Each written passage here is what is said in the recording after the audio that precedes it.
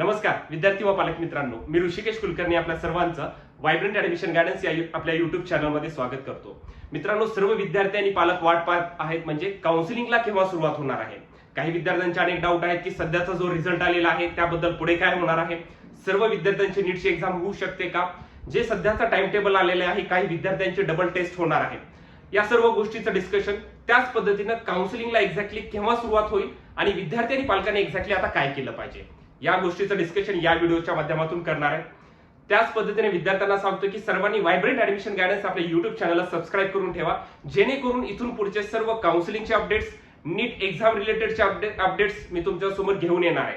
त्याच पद्धतीनं व्हायब्रंटचं लातूर, बीड, बारामती, नांदेड, पुणे आणि संभाजीनगर मध्ये ऑफिस आहे.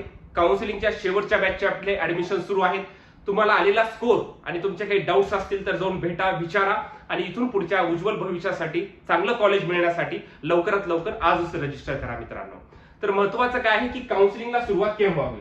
आता बघा, सध्याचं करंट अपडेट काय चाललेलं आहे की 23 तारखेला काय होणार आहे, 23 जूनला जे की 1563 विद्यार्थी आहेत, 1563 विद्यार्थी यांचं काय होणार आहे, रिनीट होणार आहे, यांची डबल नीटची एक्झाम होणार आहे. ठीक आहे.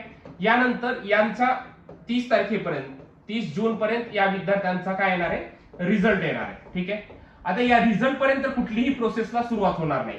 टिल अंटिल आपल्याला 30 तारखेपर्यंत सर्व विद्यार्थ्याला वेट करणं गरजेचं आहे. त्यानंतर या विद्यार्थ्यांचा रिझल्ट येईल, त्याच्यानंतर सर्वांच्या रँक्स मध्ये थोडे बहुत बदल पडतील, सर्व विद्यार्थ्यांचा रिवाइज रिझल्ट पुन्हा येईल आणि नंतर काउन्सिलिंगला सुरुवात होणार आहे.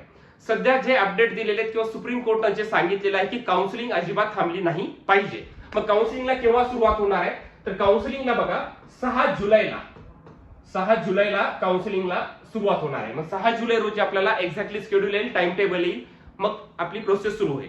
मग आता ह्या 6 जुलै नुसार आपल्याला महाराष्ट्राची प्रोसेस केव्हा चालू होणार आहे, तर या 6 जुलै मध्ये आपल्याला सर्वात आधी काय असते तर ऑल इंडिया काउन्सिलिंग होईल. आधी ऑल इंडिया काउन्सिलिंग होईल. ऑल इंडिया काउन्सिलिंगचा टाइम टेबल येईल, त्यांचं रजिस्ट्रेशन ही प्रोसेस चालू होईल. ठीक आहे. त्यानंतर पुढे यांचा एक राऊंड झाला की पुन्हा काय असतं तर पुढे असतं महाराष्ट्र स्टेटची काउन्सिलिंग. ठीक आहे. महाराष्ट्र स्टेटसाठी काउन्सिलिंग सुरू होईल. मग ही महाराष्ट्र स्टेटची काउन्सिलिंग साधारणतः मित्रांनो 6 जुलैला जर ऑल इंडिया सुरू झालेली काउन्सिलिंग, तर महाराष्ट्राची साधारणतः इथून पुढे एक 10 ते 15 दिवसांनी म्हणजे साधारणतः 22 ते 25 जुलैच्या आसपास महाराष्ट्रातली प्रोसेस सुरू होईल. नोट करून ठेवू शकता तुम्ही. साधारणतः माझ्या अंदाजानुसार जर हे 6 जुलैला जर काउन्सिलिंग प्रोसेस सुरू झाली तर आधी ऑल इंडियाचे रजिस्ट्रेशन असतात, ज्यामध्ये आपण AIIMS, JIPMER, AFMC, deemed university याच्या सर्वांची प्रोसेस करतो. तर त्यांचं रजिस्ट्रेशन होईल. त्यांचं रजिस्ट्रेशन, त्याच्यानंतर चॉईस फिलिंग आणि रिझल्ट येईपर्यंत महाराष्ट्राची प्रोसेस चालू होते. म्हणजे आधी रजिस्ट्रेशन होणार, मग डॉक्युमेंट अपलोडेशन आणि मग रँक वगैरे येणार. तोपर्यंत विद्यार्थ्यांना 22 जुलैपर्यंत साधारणतः सुरू होण्याची शक्यता आहे, जर या प्रोसेसमध्ये काही अडथळा नाही आला तर. कारण की 8 जुलैला पुन्हा एकदा सुप्रीम कोर्टमध्ये सुनावणी आहे की डबल नीटची एक्झाम झाली पाहिजे का. सध्याच्या ज्या गोष्टी चालवल्या आहेत किंवा काही पेपर लीक बद्दलच्या गोष्टी समोर आलेल्या आहेत, तर याच्याबद्दलचा सर्व निर्णय 8 जुलैला होणार आहे. परंतु यामध्ये कुठल्याही प्रकारचे काउन्सिलिंग सध्या तरी थांबवली नाहीये. 6 जुलैपासून हे प्रोसेस चालू होणार आहे.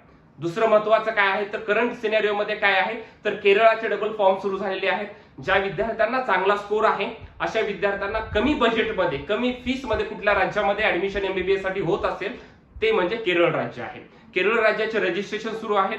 ज्या विद्यार्थ्यांनी अजूनही रजिस्ट्रेशन केले नाही, कारण की केरळचे खूप आधी सुरू झालेले होते, पुन्हा हा शेवटची संधी दिलेली आहे. ज्या विद्यार्थ्यांनी केलं नाहीये त्यांनी लवकरात लवकर करून घ्या. आणि महत्वाचं काय आहे, 6 जुलैपर्यंत सर्व विद्यार्थ्यांनी पालकांना वेट करणं गरजेचं आहे. तोपर्यंत सर्व विद्यार्थ्यांनी पालकांनी कुठले डॉक्युमेंट्स काढले नसतील, कुठल्या डॉक्युमेंट्स मध्ये काही कमी असेल तर ते लवकरात लवकर कंप्लीट करून घ्या.